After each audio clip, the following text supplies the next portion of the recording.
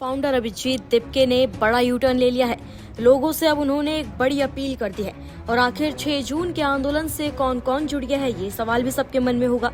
दरअसल शिक्षा व्यवस्था के खिलाफ देश भर में चर्चा बटोर रहे सीजेपी आंदोलन से ठीक पहले पार्टी के संस्थापक अभिजीत दिपके ने एक बड़ा फैसला लिया है।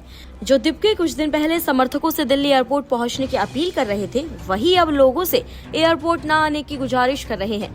दूसरी ओर इस आंदोलन को सोनम वांगचुक और अभिनेता प्रकाश राज जैसे बड़े नामों का समर्थन मिल गया है, जिससे 6 जून को जंतर मंतर पर होने वाला प्रदर्शन अब सिर्फ एक छात्र आंदोलन नहीं बल्कि राष्ट्रीय बहस का टॉपिक बनता जा रहा है।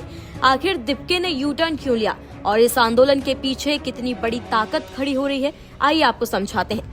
देश की शिक्षा व्यवस्था को लेकर छात्रों का गुस्सा अब सोशल मीडिया की स्क्रीन से निकलकर सड़कों तक पहुंचने की तैयारियां कर चुका है।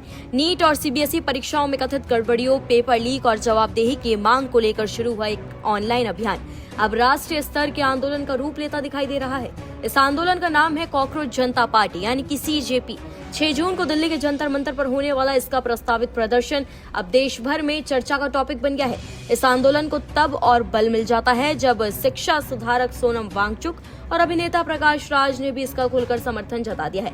वांगचुक ने तो एक वीडियो संदेश में खुद को ऑनरेरी कॉकरोच बताते हुए कहा है कि अगर छात्रों की आवाज नहीं सुनी गई तो वो खुद दिल्ली पहुंचकर उनके साथ खड़े होंगे। उनके इस बयान ने सोशल मीडिया पर जबरदस्त चर्चा पैदा कर दी।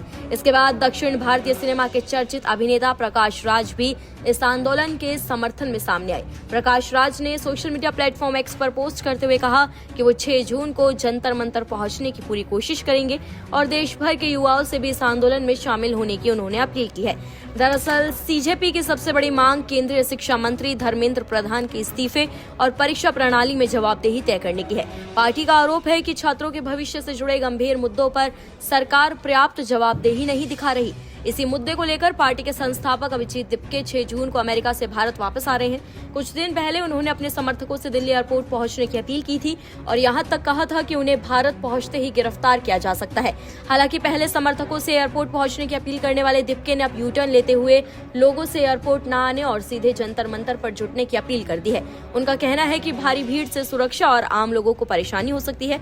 अभिजीत दिपके ने एक वीडियो संदेश जारी कर ये कहा है कि उन्हें उम्मीद से कहीं ज्यादा समर्थन मिल रहा है और एयरपोर्ट पर भारी भीड़ जमा होने से आम लोगों तथा सुरक्षा व्यवस्था को परेशानियां हो सकती हैं। उन्होंने समर्थकों से कहा कि वो सीधे जंतर मंतर पहुंचे, जहां आंदोलन का मुख्य कार्यक्रम होगा। दिपके ने यह भी स्पष्ट किया है कि वो एयरपोर्ट से सीधे संसद मार्ग पुलिस स्टेशन जाएंगे और वहां से शांतिपूर्ण प्रदर्शन की अनुमति लेने की प्रक्रिया पूरी करेंगे। उनका कहना है कि यह आंदोलन पूरी तरह लोकतांत्रिक और अहिंसक रहेगा। इस बीच सीजेपी ने दिल्ली में अपनी पहली आधिकारिक प्रेस कॉन्फ्रेंस भी आयोजित की थी। पार्टी के प्रवक्ताओं ने मीडिया के सामने आकर अपनी मांगों को विस्तार से रखा। मुख्य प्रवक्ता सौरव दास ने कहा कि हाल ही में सीबीएसई चेयरमैन राहुल सिंह और सचिव हिमांशु गुप्ता के तबादले को समाधान नहीं माना जा सकता। उनके मुताबिक केवल अधिकारियों का ट्रांसफर करने से शिक्षा व्यवस्था में मौजूद खामियां दूर नहीं होगी। आगे उन्होंने ये भी कहा कि छात्रों को न्याय दिलाने के लिए जवाबदेही तय करनी जरूरी है और व्यवस्था में संरचनात्मक सुधार करने होंगे। दिलचस्प बात यहाँ पर यह है कि इस आंदोलन ने राजनीतिक दलों का भी ध्यान अपनी ओर खींच लिया है। राजनीतिक हलकों में चर्चा है कि कांग्रेस समेत कई दल इस आंदोलन की गतिविधियों पर नजर बनाए हुए हैं। कुछ रिपोर्ट्स में दावा किया गया है कि कांग्रेस को आशंका है कि कहीं ये छात्र आंदोलन भविष्य में इंडिया अगेंस्ट करप्शन जैसे बड़े जन आंदोलन का रूप न ले। इसी वजह से युवा कांग्रेस और एनएसयूआई भी देश भर में शिक्षा संबंधी मुद्दों को लेकर अपने कार्यक्रम तेज कर रही है। हालांकि सीजेपी खुद को किसी राजनीतिक दल का विकल्प नहीं बल्कि युवाओं की आवाज बताती है। पार्टी का दावा है कि उसका उद्देश्य केवल शिक्षा व्यवस्था में ट्रांसपेरेंसी, जवाबदेही और सुधार सुनिश्चित करना है।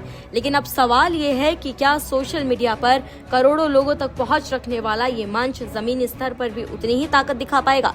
क्या 6 जून को जंतर मंतर पर जुटने वाली भीड़ सरकार पर दबाव बनाने में सक्सेसफुल होगी? और क्या ये आंदोलन केवल शिक्षा सुधार तक सीमित रहेगा या आगे चलकर एक बड़े राजनीतिक दबाव समूह में बदल जाएगा? फिलहाल इतना जरूर तय है कि 6 जून का दिन सिर्फ एक प्रदर्शन का दिन नहीं होगा, बल्कि ये उस युवा असंतोष की परीक्षा भी होगी जो लंबे समय से शिक्षा व्यवस्था को लेकर भीतर ही भीतर उबल रहे हैं।